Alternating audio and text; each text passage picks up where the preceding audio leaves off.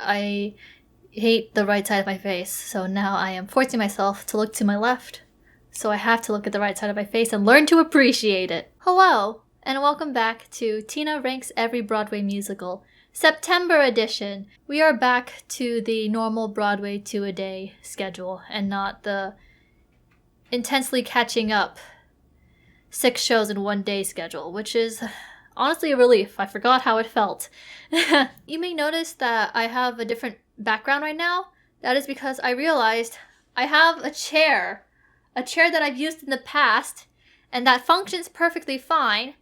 Why am I sitting on the floor? So here we are. But anyways, let's hop right into it. The Broadway 2-a-day challenge is an internet challenge created by Stacey Mascotti Moore, aka Theater Kid Audition Coach on TikTok. She wanted to listen to a bunch of musicals in a year, and people were like, yeah, I'll join in, so here we are. I will be ranking each of these musicals on an S through F scale. S tier is mwah, art, perfection. A tier is yes, really good. B is not for me, but I can see why other people like it, or I got turned around by the second act. C is it was good in the moment, but I forgot about it completely. D tier is, I couldn't really pay attention to it, and now I don't really care for it. And F is, no, stop, do not pass go. It is horrible, it is racist, it is something else, or I just didn't want to finish it. And of course, there is L for lost to time, because some musicals just do not have a recording, whether it is legal or illegal. So, let us take a moment to commemorate these musicals. Goodbye, you were good but not good enough. So please don't ask why, simply say goodbye. Okay, great. Yeah, I don't know if you noticed, but the list of lost musicals is getting shorter and shorter by the day. Weird. For some reason, I always forget to add this disclaimer. My rankings are Tina-based. They're based on my opinions, my thoughts, my perspectives. An A tier for me might be a C tier for you and vice versa. Don't take offense to it. Yeah, the month of September covers from the years 1995 to 2003. Yep, we've entered the 21st century with this one. Alright, that being said, let's get ranking. Sunset Boulevard. A screenwriter tries to help a delusional former actress get back in the limelight. Tragedy ensues. Oh, Andrew Lloyd Webber. I actually quite like this one, even if I was dreading the 2-hour runtime. I give it an A. Rent. A group of friends don't pay rent and live life during the AIDS epidemic. The music is obviously iconic and a staple of musical theater culture. And yes, in today's age, there's a few problems with the story, and I'm personally not a super fan of this show, but I am afraid of the droves of people who would come after me if I gave it anything below an A. So this is an A. Swinging on a Star, the Johnny Burke musical. It's a review, with music by Johnny Burke. It's fine. I don't remember it. This is a C. Big. A 12-year-old boy wishes he were an adult and suddenly is trapped in the body of a 30-year-old. Hijinks ensue. Do you know the movie Big? With Tom Hanks? It's that. The music at times was very good and even funny. However, there were also moments that I just tuned out completely. I give it a B. Victor Victoria. A woman disguises herself as a male-female impersonator. Shenanigans ensue. The only thing I wrote for music was, I got pulled in by the second act again, dang it. This is a B. State Fair. A family has adventures at a state fair. I thought we were safe from Rodgers and Hammerstein, but those dang revivals bring them back. It was fine. I remember nothing from it. This is a C. Bring in the noise, bring in the funk. It's a review telling the history of Black Americans. I quite enjoyed this one. I don't know if I would listen to it again personally, but I think it's worth checking out. I give it a B. A Christmas Carol. It's A Christmas Carol. An odd experience listening to a Christmas show in September, but okay. Yeah, this one is alright. I give it a B. Juan de Rien, a carnival mass. A jaguar cub is transformed into a human boy and must now confront human civilization. It was fine. The sound was different from the other musicals, which I always appreciate. Otherwise, I remember nothing from it. The show was directed by Julie Taymor and featured puppets, so I think my judgment would definitely benefit from seeing it in person. But we are restricted to the medium, so alas, this is a C. Titanic! It's the Titanic. but not the same Titanic as the movie, which was coincidentally released the same year. It was fine. I don't see how it won the Tony Award for Best Musical, but maybe I'll see why when I listen to the other shows. I give it a B. The Life. Drama happens with sex workers in Times Square. It's Cy Coleman music again, which I never know exactly how to feel about it. It's okay. Some Days for Suckers is a standout song to me. I give it a B. Steel Pier. A woman partners up with a pilot at a dance marathon. Drama ensues. It was fine. One song stood out to me, and then I don't remember the rest. This is a C. Jekyll and Hyde. A man experiments on himself to transform into another persona at night. It's Jekyll and Hyde. I think some of the songs, like Facade and Murder, Murder, are absolute bops. Others, not so much. And I really, really don't think that there needs to be 4 reprises of Facade. But dang, I enjoyed listening to this one a lot. I give it an A. Minus. Play On! It's Twelfth Night, but with Duke Ellington music. Yes, again, it's another Duke Ellington show. You listen to the other ones, you're gonna get the same idea. I give it a B. Dream, the Johnny Mercer musical. It's a review, with the songs of Johnny Mercer. Doesn't make it a musical then, does it? I won't remember this show in the future, but the music was quite pleasant to listen to. I give it a B. Sideshow. Conjoined twins perform in a sideshow. Drama ensues. This one did the opposite of what normally happens. I was super invested in the first half, but then it lost me by the second. This is a B. Triumph of Love. A princess disguises herself as a boy to win over the family of the man she is in love with, who also took her family's throne. A farce ensues. It was fine. I don't remember it. This is a C. The Scarlet Pimpernell. A man rescues his friends from the guillotine during the French Revolution under the titular pseudonym. I actually really enjoyed this one, which really surprised me. I took one look at the synopsis and was like, no. But then the music won me over. I think the ending is a bit lame with the Tussaud bait and switch, but also there are apparently a lot of changes to the plot, so who knows what's real anymore. This is an A. The Lion King. After his uncle murders his father, a young prince runs away. It's the Lion King. It's Hamlet. But with lions. You know this. This show has no right being this good. Unlike Beauty and the Beast, I think the songs they added in for the musical really enhanced the story and were just plain good. I saw the touring production back in 2015 for my 17th birthday, and I just remember the moment where Simba decides to return to the kingdom, and they're singing the He Lives in You reprise, and the stage goes from nighttime to the brightest colors all around, and that moment has never left my head. Oh, one of my favorite theater moments. This is an S tier. This is either going to make you feel very old or make me seem very old. The following musicals from this point on will have opened after I was born.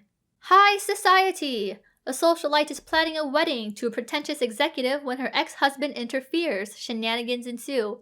The music is really good. Maybe I'm tired of listening to boring musicals. Maybe it was a relief to hear Cole Porter again, but I had a good time with this one. I give it an A. Ragtime.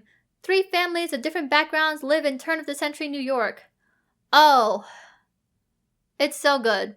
You know a show is good when even its 2-hour listen time seems like nothing because you're so invested in it. I recognize that this show has received some criticism for having its ending be like, oh, racism is solved. And there's a local production that's going to be up soon that I'm very curious about, so I will have to keep you updated about my dramaturgical thoughts. For now, this is an A. The Cape Man. Based on the life of Salvador Agron, a man turns his life around in prison after committing murder. I don't know how this one ended up being a flop because I really liked this one. I love how news reports and articles were incorporated into the show. I give it an A. Footloose. A teenager moves to a small town where dancing is forbidden and begins a rebellion. I wouldn't call it masterful or genius, but the music is a fun time and very clearly iconic. So this is an A. Parade. An innocent man is held on trial for the murder of a teenage girl. Oh, it's so good. Very depressing, but so good. I give it an A. Fosse. It's a review of shows choreographed by Bob Fosse. Not to be confused with Dancin' from like June. That one was just choreographed by Fosse, not necessarily shows he's worked on. Again, is it fair to judge a show that's clearly supposed to be enjoyed visually through its music? No. Did I still like listening to it? Yeah. I give it an A. minus. Oh, this is the longest string of A-tier musicals I've had so far. Band in Berlin. It's a review telling the story of a German band in the 1920s and 1930s that became controversial due to its inclusion of Jewish and non-Jewish members. I listened to the music and did not pick up on the plot at all, so that's fun. Otherwise, the music was very good, but I really would be fine with never hearing another rendition of It Don't Mean a Thing if you ain't got that swing. This is a B+. Marlene. Marlene Dietrich tells her life story and also sings songs. I think it was fine. I liked her voice. I don't remember it though. I give it a C+. I give it a C+. Where's the plus come from? Well, whatever, it's fine. The Gershwin's Fascinating Rhythm. It's a review of Gershwin music. Look, if you like Gershwin, you're going to have a good time. I've had my fill of Gershwin for the year. This is a B. The Civil War. It's the Civil War, as told through various perspectives. If you live in the US, 14 of the songs on YouTube are blocked in your country, so be aware. This one kind of wavered back and forth for me. Some songs were very good and others were not. I feel like that's the general description of Frank Wildhorn music. Ultimately, I don't think we needed a musical about the Civil War. I give it a C. It Ain't Nothing But the Blues. It's a review about the history of blues music. It's fine. Good, even. I'm just so done with blues reviews. Reblues. I give it a B for blues. On the Town. 3 sailors explore New York City. Shenanigans ensue. Yes, it's a 1944 musical that we were supposed to listen to back in May due to a 1970 revival, but are only listening to now because it's 1998 revival. But we're just going to go along with it and hope it gets fixed in a 2022 version of this challenge. Thank you. It's very good. I had a good time. New York is obviously a standout, and you usually can't go wrong with Leonard Bernstein. I give it an A. Cat and the Kings. A doo-wop group rises to fame in South Africa. I mean, if you like doo-wop, you're going to have a good time. I remember nothing from it. This is a C+. I give it a C+? Oh, okay. Saturday Night Fever. A man finds solace on the dance floor at a disco. You know the movie of the same name? It's that. I mean, if you like the Bee Gees and other artists, you're going to have a good time. I feel like I would actually need to see this one in order to get it. I give it a B. Contact. It's 3 dance plays. Again, is it fair to judge a show that is clearly supposed to be enjoyed visually through its music? No. Did I like listening to it? Debatable. I remember nothing from it. This is a C. Putting It Together. It's a review. But Sondheim. Yes. Again. I mean, if you like Sondheim, you're going to like listening to it. I prefer my Sondheim to be within the context of shows, but whatever. This is a B. Marie Christine. You know Medea? It's that, but set in the 1890s and based on the life of Marie Laveau. It was fine. I think some aspects are very enjoyable. I remember nothing from it, though. This is a C. The Wild Party. Not to be confused with The Wild Party, the off-Broadway production that opened the same year and had the same source material. A couple throw a party, wild times and tragedy ensues. I think it was fine. As a bonus, I listened to the off-Broadway production too. I think I like that one better. I give it a B. Swing! It's a review with more jazz and blues music. Guess what? This show also opened with It Don't Mean a Thing if you ain't got that swing. It's fine. I wiped it from my memory out of a forced habit of listening to blues reviews now. So this is a C. James Joyce's The Dead. A woman is haunted by her dead lover, exposing the problems in her current marriage. The music is incredibly Irish. Other than that, I literally couldn't care for it. This is a D. Kiss Me Kate. People fall in love during a production of The Taming of the Shrew. Yes, this is a 1948 musical. It didn't get a revival until 1999. So, here we are. Okay, this one was good. I vibe with it. Too Darn Hot is super exciting, and I'm here for the rest of the music as well. This is an A. Welcome to the 21st century!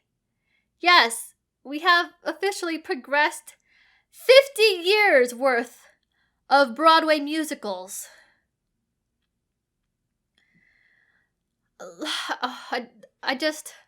I'm sorry, that really just hit me now. Oh my god. Aida, a Nubian princess, is enslaved by Egyptian royalty, and, love happens. That's the main conceit of the show. There was a moment when I audibly said out loud, "Oh, that's a good moment." So I feel like that's all the info that one would need. I give it an A. The Full Monty. A group of unemployed steel workers put on a strip show after their wives rave about Chippendales. Camaraderie ensues. I didn't know what to expect walking into this one, but you know what? It's relatively short, and it's a pretty good time. I give it an A. The Adventures of Tom Sawyer. It's Tom Sawyer. It was pretty okay. My favorite part was looking through the YouTube comments and seeing everyone talk about their memories associated with seeing or being a part of the show, and that was pretty heartwarming. I don't know if it's for me, though. I give it a B. Seussical. An elephant hears a tiny community living on a speck of dust. Mayhem ensues. The music is so good. I can't help but smile and dance along. And Seussical is incredibly solemn for a show that's very much, haha, look at Seuss, but musical. Also, the message that you can make noise and be heard no matter how small you are. Inspiring. My high school did a production of the show when I was a freshman, and my one life regret is not auditioning for it when I had the chance. This is an A. Jane Eyre. It's Jane Eyre. I loved reading Jane Eyre in high school, and I really wanted to like this, but I didn't. At first. And then I did that thing that some shows do where I get invested by Act 2, so I'm probably going to have to give this one a second try. I give it a B for now. A class act. A group of friends honor their late friend through memories. Oh, wait. The friend is Ed Kleben, who was the lyricist for a chorus line? Oh, it's about the industry? Oh. It was fine. I didn't care too much for it. This is a C. The producers. 2 producers try to oversell a show that seems like it's going to be a flop, but turns out successful. Oh. It's so good. Hilarious, even. I ended up listening to the album and watching the 2005 movie. If you're able to, I highly recommend the movie. It seems like an incredibly faithful adaptation that utilizes its medium very well. This is an S. You're in town! A drought results in a world where people have to pay to use the restroom, revolution and parody ensues. Are you kidding me? The commentary on Malthusianism delivered through homages to musicals? Genius! Masterful! I adored this show in high school and was so glad to be in production of one before everything shut down. This is an S tier, obviously. Mamma mia! A young woman tries to determine the identity of her father among 3 men her mother has spent the night with. It's Carmelina, but more popular, even if the writer Katherine Johnson has denied being inspired by the source material of it. I have such a strong disdain for jukebox musicals. And when I saw a Chicago production recently, I thought the exact same thing. But dang, ABBA songs are catchy. So I'm giving this an A. I know, I'm appalled. Thou Shalt Not. A jazz pianist falls in love with a woman and they conspire to kill her husband. The reviews that are mentioned in the Wikipedia article are harsh, to say the least. My personal favorite is the one from Tony Brown, who called it simultaneously glorious and fatally flawed.